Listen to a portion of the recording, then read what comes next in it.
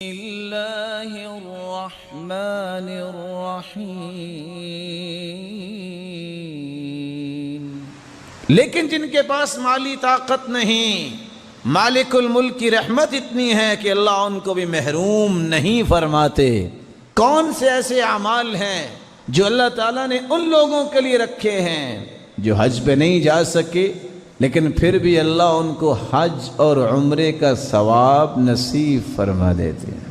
ان میں سے پہلا کام، گھر سے وضو کیجئے، فرض نماز پڑھنے کے لیے مسجد میں پہنچیے، باجماعت تکبیر اولیٰ کے ساتھ نماز پڑھیے۔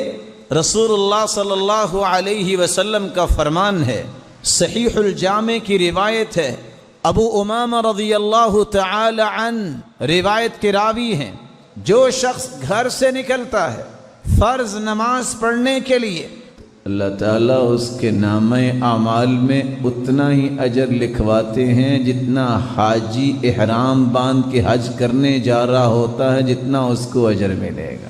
محروم نہیں کیا اللہ تعالیٰ نے۔ دوسرا عمل جس سے حج عمرے کا ثواب انسان لے سکتا ہے اگر اس کے پاس مال نہیں ہے، ایک شخص گھر سے نیت کر کے نکلتا ہے، میں نے اللہ کا دین سیکھنا ہے، اور جاتا کہاں ہے؟ کسی مسجد میں جاتا ہے۔ یہ انسان کتنا عظیم ہے! رسول اللہ صلی اللہ علیہ وسلم کا فرمان ہے، جو شخص گھر سے نکلتا ہے صبح صبح، یا دین سیکھنے جاتا ہے یا دین سکھانے جاتا ہے۔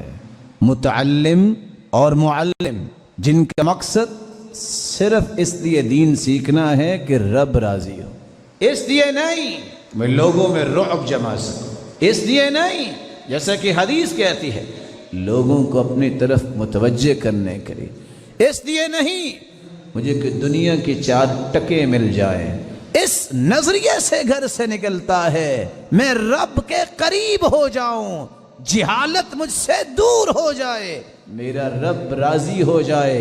یہ گھر سے نکلتا ہے 3 انعامات پاتا ہے۔ پہلا انعام، اللہ کے رسول کا فرمان ہے، اللہ کے نورانی فرشتے اس کے لیے پر بچھاتے ہیں۔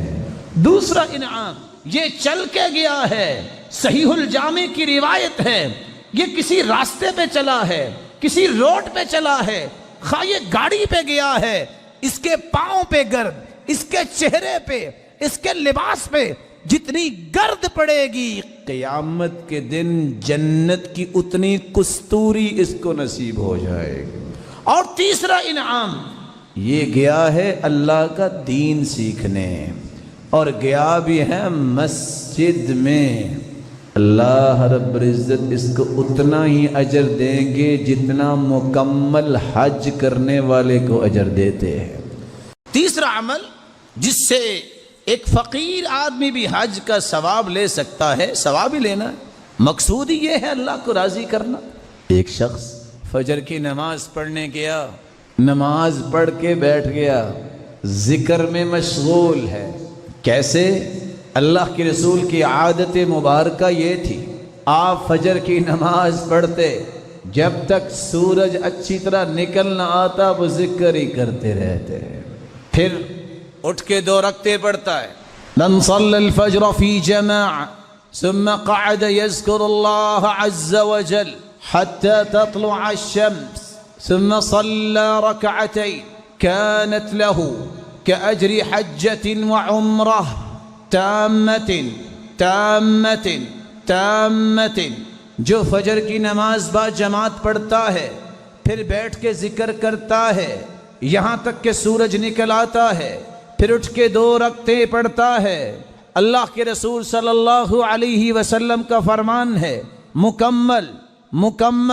مکمل حج عمرے کا ثواب اسے اللہ عطا کر دیتے ہیں۔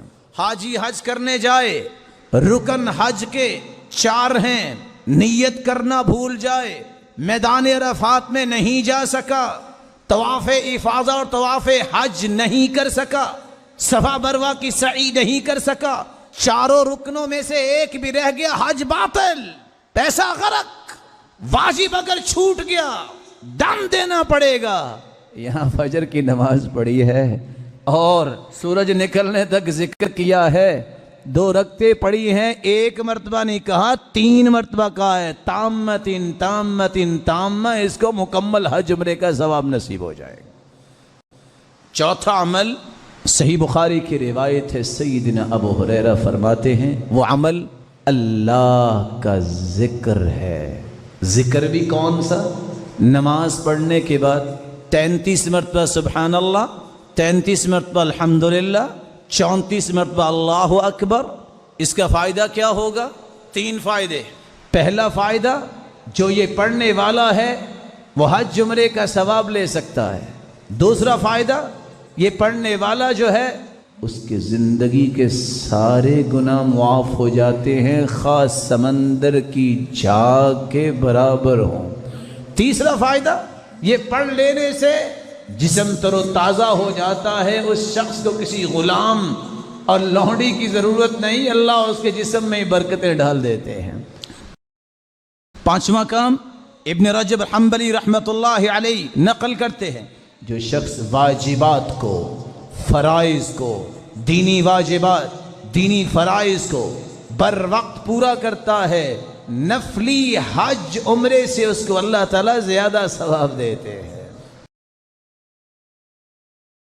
چھٹی بات، حرام مال سے بچ جانے والا بھی حج عمرے سے زیادہ اجر لے سکتا ہے۔ 1 درہم ہے، اس کے 6 حصے کیے جائے، 1 حصہ ان 6 حصوں میں درہم کا دانق ہوتا ہے۔ اتنے حرام سے جو بچ جائے، سلف کہا کرتے تھے 500 حج سے، نفلی حج سے یہ مجھے زیادہ ثواب کا لگتا ہے، کیونکہ میں 500 نفلی حج کر لوں، اگر 1 دانق حرام کا ہوا تو وہ حج قبول ہی نہیں ہونے۔ اس لیے حرام مال سے بچ جانا یہ حج سے زیادہ اجر کا باعث ہے۔ 7ویں چیز، جمعے کے دن انسان بر وقت آتا ہے، خطبہ شروع ہونے سے پہلے یہ شخص کتنا اللہ کے ہاں محبوب ہے، بر وقت آنے والا، سورۃ الکہف پڑھنے والا، مسواک کر کے اچھا لباس پہننے والا، غسل کر کے خوشبو لگانے والا، بر وقت مسجد میں آئے، امام کے قریب بیٹھے، خاموشی سے سنے، خاموش ہو جائے، توجہ سے سنے، نماز امام کے ساتھ پڑھے، لغویات نہ کرے، یہ شخص نفلی حج سے زیادہ اجر حاصل کرنے والا ہے۔ 8واں کام، محنف ابن سلیم روایت کرتے ہیں، جس شخص نے رمضان کے پورے روزے رکھے، گناہ نہیں کیا، فسق و فجور نہیں کیا، تعبد، عبادت، قرآن، ذکر، صدقہ، نیکیاں کرنے کے بعد یہ شخص اس نیت سے عید پڑھنے جاتا ہے، عید کے وہ تمام احکامات کو سامنے رکھتے ہوئے، فجر کی نماز، پھر اس کے بعد اچھا لباس، کچھ کھا کے جاتا ہے، تکبیر کہتا ہے، عید الفطر پڑھنے والے کو اللہ عمرے کے برابر ثواب دیتا ہے، اور عید الاضحیٰ پڑھنے والے کو حج کے برابر ثواب دیتا ہے۔ 9ویں چیز جس سے انسان حج عمرے کا ثواب لے سکتا ہے، ابو ہریرہ رضی اللہ تعالی عنہ روایت معروف ہے، منافقوں پہ فجر اور عشاء کی نماز بھاری ہوتی ہے، اگر لوگوں کو پتہ چل جائے کہ فجر اور عشاء کی نماز با جماعت پڑھنے کا اجر عظیم کتنا ہے، تو لوگوں کو اپنے گھٹنوں پر رینگ کے آنا پڑے تو پھر بھی آئیں گے۔ اور وہ اجر کیا ہے؟ ابن رجب بیان کرتے ہیں ابو موسیٰ کی سند کے ساتھ، جو فجر کی نماز اور عشاء کی نماز با جماعت پڑھتا ہے اس کو حج کے برابر اجر نصیب ہوتا ہے۔ 10ویں اور آخری بات، علم ہے، دین ہے، تقوی ہے، مال نہیں، لیکن نیت خوبصورت ہے۔ نیت کیا کرتا ہے؟ لو ان لی مالا لعملت بعمل فلان، کاش میرے پاس بھی مال ہوتا، میرا رب مجھے دے، میں بھی ایسے حج کروں، میں بھی ایسے عمرہ کروں۔ اللہ کے رسول فرماتے ہیں فَهُوَ بِنِيَّتِهِ فَأَجْرُهُمَا سَوَا، ایک حج پہ گیا ہے، ایک کے پاس مال نہیں، نیت اس نے کی ہے، فَأَجْرُهُمَا سَوَا، جس طرح اس کو حج عمرے کا ثواب مل رہا ہے، گھر بیٹھے بھی اس کو حج عمرے کا ثواب مل رہا ہے۔